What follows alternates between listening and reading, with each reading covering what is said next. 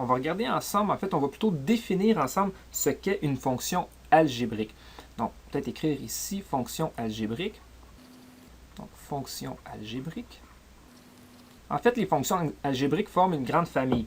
Dans les fonctions algébriques, qu'est-ce qu'on retrouve? On retrouve les polynômes. On retrouve les fonctions rationnelles. Donc, les fonctions rationnelles. On trouve aussi les fonctions racines.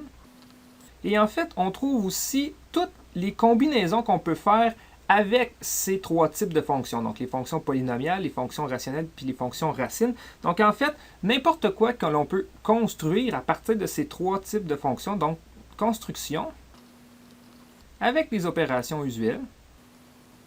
Donc, avec les opérations, bon, la somme, la différence, la multiplication, la division, mais aussi avec les puissances. Donc, on pourrait prendre une puissance, par exemple. Donc, une puissance, ou encore des extractions de racines.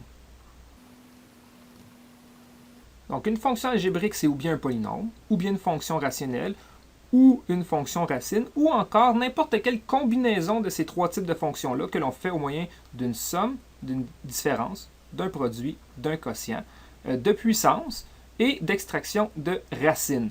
En fait, dans une fonction algébrique, ce qu'il n'y a pas, donc ce qu'on ne doit pas retrouver, eh bien, c'est des fonctions trigonométriques. Des fonctions trigonométriques inverses, ou leurs fonctions réciproques. On a aussi des fonctions exponentielles qui ne doivent pas être présentes, et les fonctions logarithmiques.